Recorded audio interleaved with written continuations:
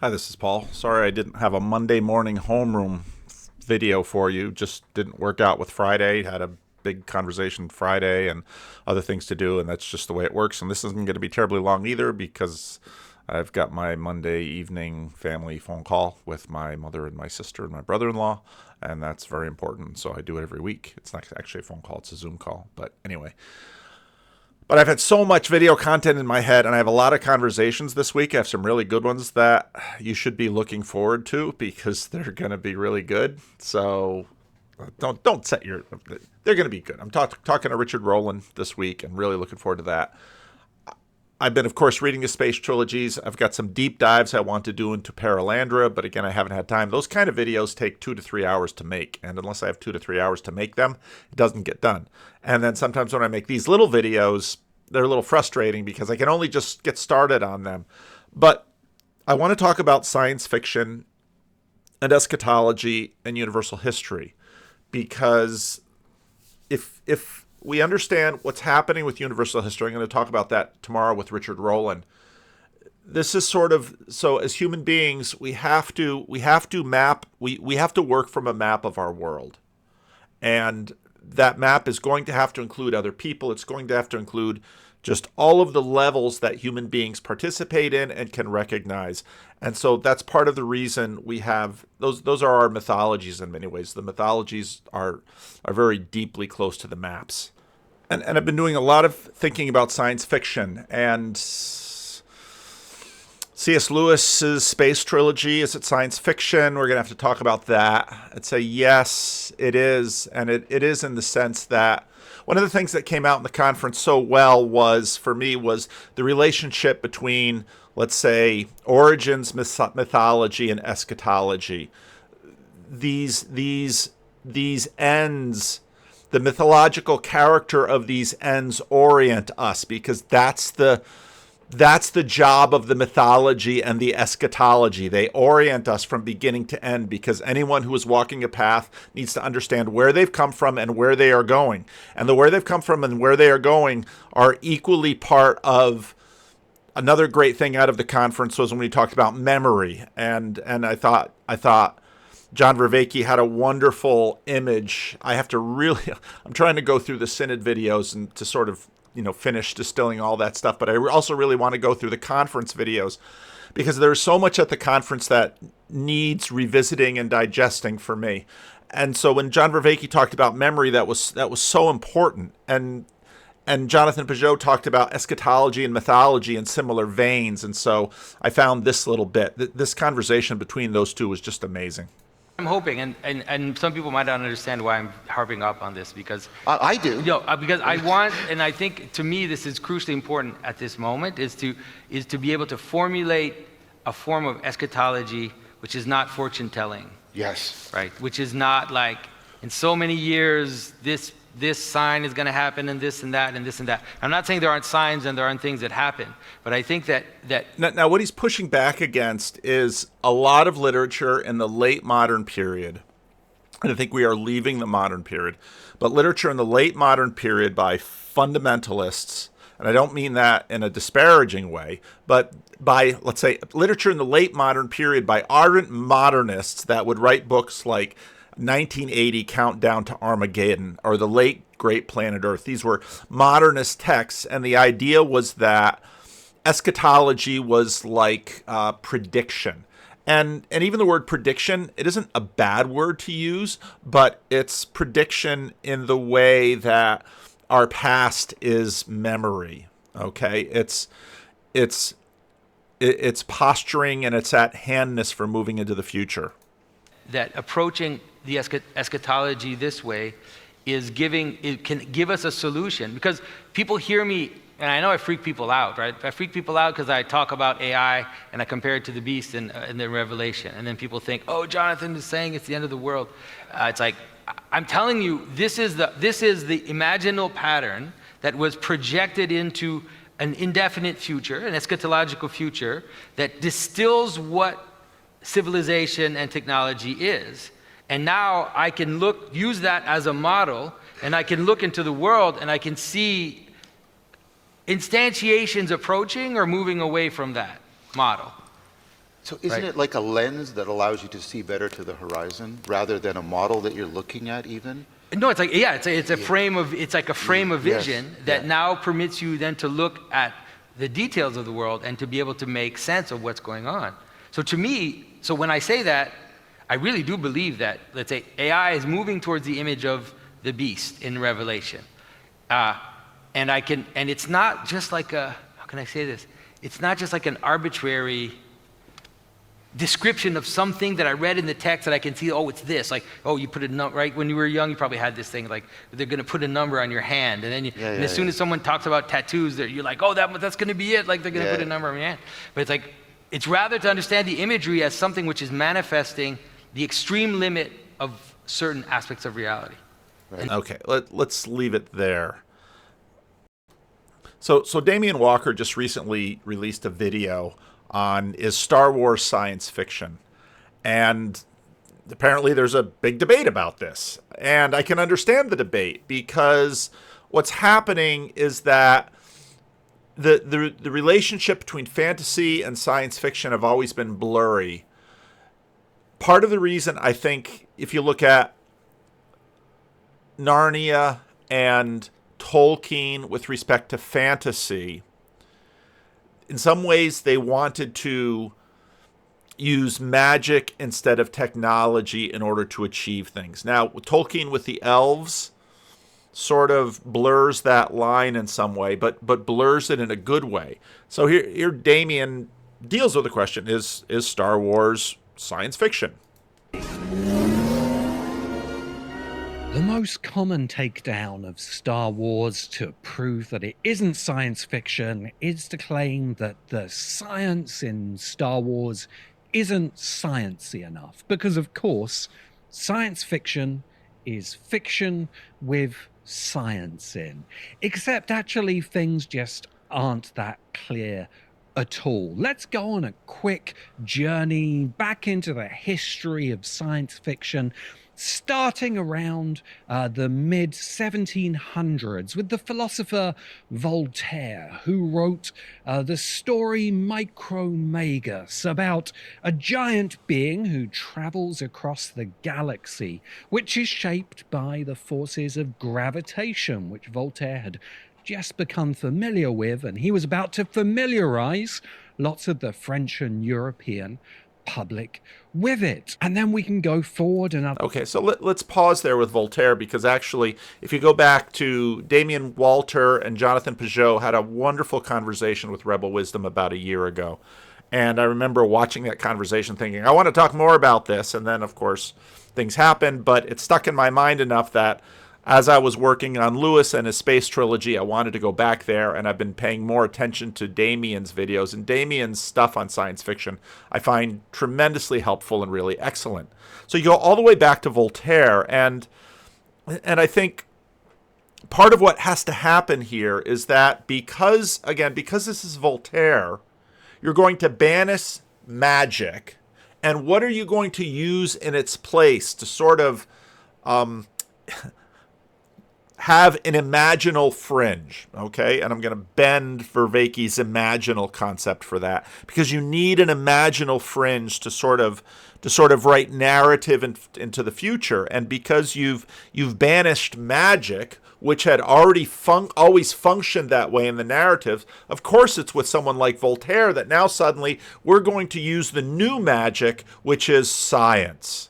And I think C.S. Lewis, he harps on this incessantly in many of his writers, that no, we went from magic to technology. That's really what we went to. So now we have these fantastical technologies that sort of allow the narratives to do what they want to. Now you're going to have to, again, you have to be careful with the magic and with the technology that there are constraints. You need those constraints because it's the constraints that actually bring life into the narrative, because we, of course, are surrounded by constraints. And in some ways, technology affords the constraints of a physical world without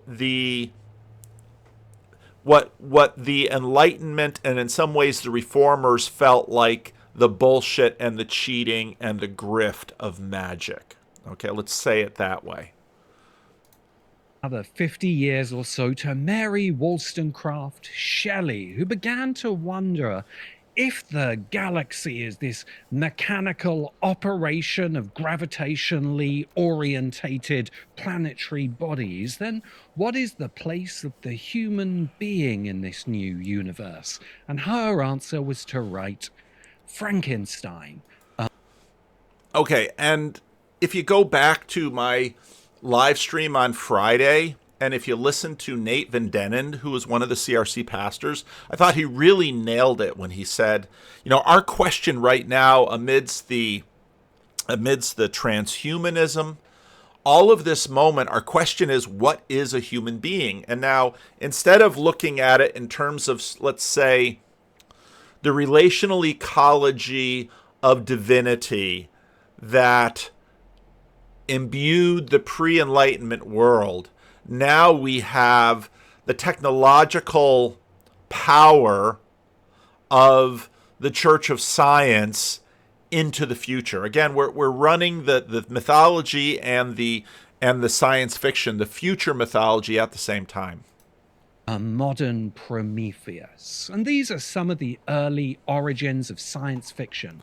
And again, a modern Prometheus. We can't do the future mythology without pulling the past mythology into it. Which for the first 200 years or more of its history was largely written by scientists and philosophers as a way of exploring and creating myths about the new reality shown to us by science. And then through the 1930s, 40s, and 50s, these mythic stories written by scientists and philosophers became the material of American magazine publishing. And one of the very legendary editors of that era, John W. Campbell, didn't coin the phrase science fiction, but did popularize it. Now, when you look at this and you look at Lewis's space trilogy, sometimes I've seen some other videos on it now recently, the Ransom trilogy, and you look at the covers for a lot of the older editions. I've got successive older editions of these books because I inherited my grandfather's books and my father's books, so our family's been reading these books for a long time. The covers of those older editions of the Ransom trilogy or the Space trilogy look like this because it's very much of that era. Lewis begins writing this in the late 1930s and writes them through the war period. And began to enforce the idea that science fiction should have science-y stuff in. And this became a very popular idea about what science fiction is. But if we were to be accurate with our categories, we would say that that is hard science fiction, and that science fiction is a broader category that dates back to around the 1750s and the early 1800s of writing mythic stories for the new age of science. And whilst the science in Star Wars doesn't quite fit into the hard science fiction category, it clearly fits the broader definition of science fiction as most people recognize it. Now, then he goes into some details here. But I think that section is really important in that, so George Lucas writes Star Wars in the 70s, maybe early 70s. I don't know. You Star Wars nerds will know. Did he write it in the late 60s? George Lucas isn't that much older than I am. But in some way, so it was, you had blasters. It was sort of Buck Rogers-ish. And again, Buck Rogers takes us back into the 30s. One of the movies my kids really loved was the Sky Captain. It was just such a fun movie. It was just so visually interesting from the 1930s, and it had basically so comic books and science fiction sort of grow up out of the same fertile field, and I think all of this is in a sense modern universal history. It's up closer. It's far better documented. A lot of universal history is sort of oral history that, of course, monks and Christianity comes along and, with this passion for the book, starts writing everybody else's books too. But this is in some ways our universal history now. I feel like what the difficulty of science fiction is that it's mostly in that space. It's mostly in that kind of imaginary, dreamlike space, which is important, which is needed. But you also need that imaginary, dreamlike space to be connected to the bread and the water, like the bread and the salt. There's something which is sustaining and which holds your family together and holds things together. And I think in that case, it's not so much. Yeah, and I'm not going to show up as like the defender of sci-fi here and claim it's the new mythos for civilization. In a way, quite the opposite. I think where my thinking has gone over a number of years is that science fiction is essentially the attempt of the era of science to create a mythos for itself. Because science basically kind of damaged the previous mythos, the Christian mythos for most of Western society. This was a conversation that ranged from the Matrix, Years is going to be the next years. What we're going to see, it's already there, but we're going to see it become ridiculous in the next few years, is going to be what I call parasitic storytelling, which is that there's going to be an almost pathological desire to replace. Now, again, if you've been in this space for a while, I mean, we've seen a lot of the parasitic storytelling, and it's still around. But a lot of what we're seeing is now the meta-modern. And if we want to, the language hasn't gelled yet. One of the things that I think about over just the time that I've been making videos, the woke term, I remember the rise of wokeism as a term, and then watching sort of the lack of consensus with respect to it, and then finally seeing wokeism sort of gel, so that everybody knew what wokeism is. I sometimes... post-progressive was Richard Beck's term. Meta-modern is a term that seems to be gaining more broader traction. But one of the things that we're seeing is we're seeing these things cycle fast, because already people are tired of the parasitic storytelling. They sense it. There's enough pushback on it. Disney isn't doing well with its money. Place all the heroes, all the intellectual property heroes from the past with the other way as well. And I think that's why, because I see in like my science fiction community and the fandom more broadly, actually this incredible hunger for traditional archetypal storytelling within. And that's sort of the rise of the meta-modern, and I forget the guy's name. He did an excellent video on the modern and the meta-modern, the modern, the postmodern, and the meta-modern. I referred to it, played a little bit of it in a previous video. Damien responds to that video, has his own video about the meta-modern. This kind of postmodern rewriting of the stories. People really want to come back to Aragorn as the king returning. Just to let you know, we'll be running our groundbreaking this and coming back. Jonathan, you'll be familiar to most of our viewers, and I can't think of anyone better to talk about symbolism, so welcome back. That's great to be here. Yeah. Awesome. And Damien, Walter, we had a conversation recently about the symbolism of Dune, and we talked a bit about... And of course, Dune is a great example of the past and the future sort of woven together. About kind of the Christian symbolism. Humans have been fascinated by savior stories for a very long time. Like pretty much the foundational myth of Western civilization is a savior story, is Jesus Christ, Jesus of Nazareth.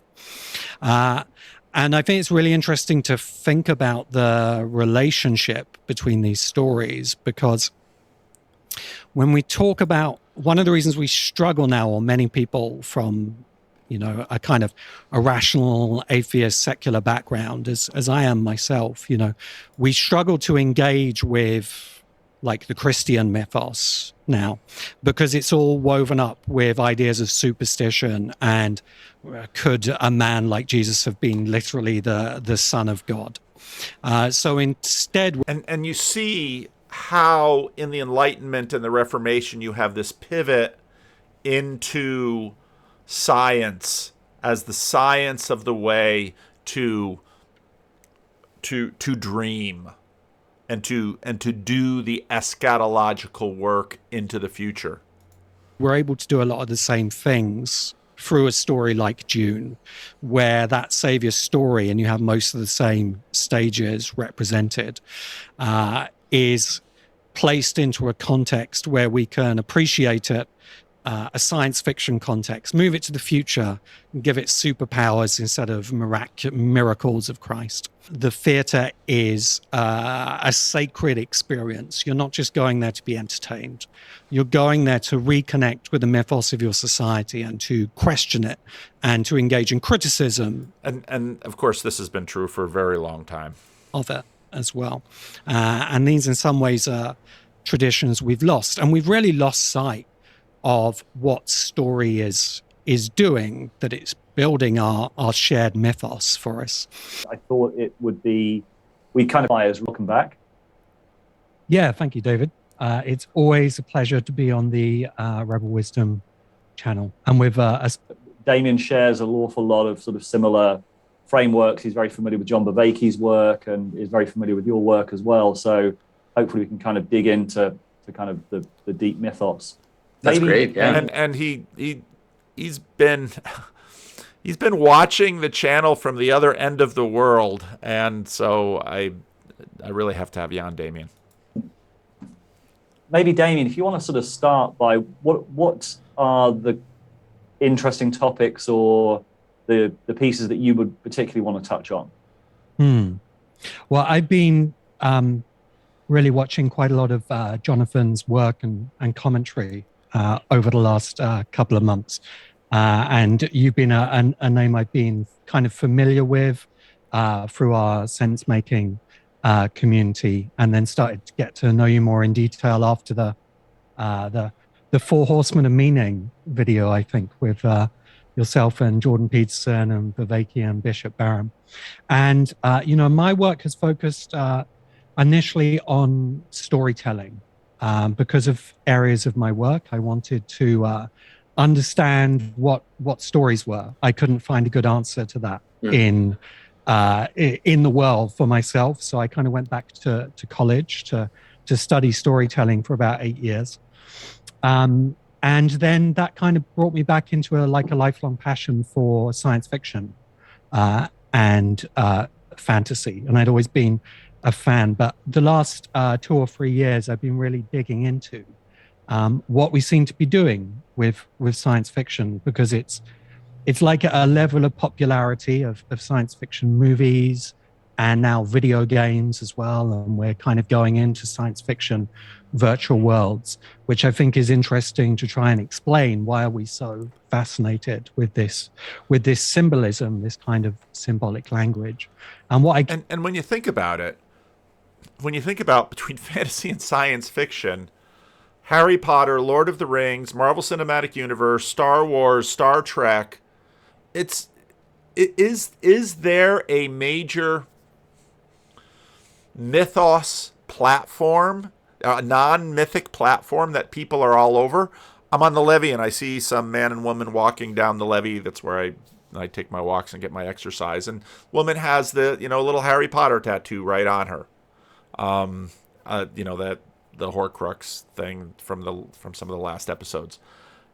Again, I'm not up on my Harry Potter stuff, but I mean, people live into these. The superheroes, of course, in some ways, the superhero is sort of right there in this realm of science fiction and fantasy and comic books. These are, as Lewis said, of sort of the myths. These are the dreams that we're dreaming. Keep running into, and I'd be happy to talk a bit more about this as we talk, is that science fiction seems to be a kind of symbolic language that keeps drawing on older mythologies, and especially religious mythologies, and most of all the Christian mythos. And then I've been fascinated with your thinking about the continuing need for a symbolic mythos for our culture, and the relationship of that to, Viveki's meaning crisis and other areas of our sense-making kind of conundrum that we're facing at the moment. So I'd really just love to kind of dialogue us and see where we overlap. with Yeah, these definitely. things. That's. Yeah. I think that the relationship between science fiction and fantasy is very important. I think a lot of people intuitively see them as connected, but I think they're connected. They're connected necessarily, you could say, almost, because there's a relationship between the deep past and the far future. It just in the way that we experience reality as spaces that the farther you go back and the farther you go in front, the more the coherence breaks down and becomes space for projection, becomes like a canvas or something that becomes potential for throwing meaning into, you know.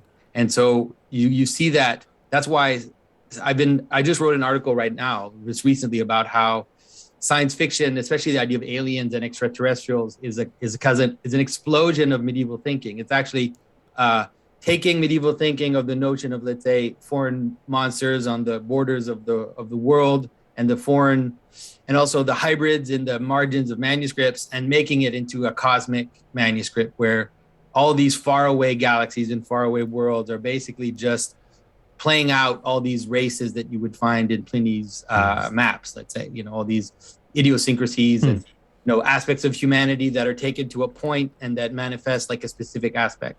So I think that it's just the same stuff going on now that was going on in the Middle Ages. It's actually increased in a funny way. It's bigger than it was back then, but it's the same nature, I think. And bigger because what we have multiplied through the printing press and now through infinitely reproducible media and through markets that can sustain it. Again, it's just been this supernova of storytelling, but it isn't that, and this is what's fascinating, we're not getting new stories. We're getting, Harry Potter is a regurgitation of a lot of things. Tolkien is. Of course, we've had Star Wars, and they talk about Star Wars here, and I don't have time to go into this, but I still have to do the nationalism video. I'm talking to Richard Rowland tomorrow, so there's a lot, and I still have to do the deeper dive into Paralandra. There's a lot to talk about in Paralandra. There's a lot more to talk about in Paralandra than there is in Out of the Silent Planet. The three grow as they go along. They grow in size. You can see it with the three different books. But one of the things that's the population of the world is so much more. The technology of the world is so much more. And part of what we're doing with science fiction is trying in these dreams and in these narratives and in these stories is to come to terms with not simply the enchantment of what was before, because that's sort of been run through a ringer, and now the bias against it is breaking down. But we have all of this technology and how the technology has transformed the world in ways that we never imagined. Again, one of my favorite, I have to dig it up and make a clip of it, and maybe it's in Grim Grizz's Reaping Room. But when Jordan Peterson asks, "What is a car?"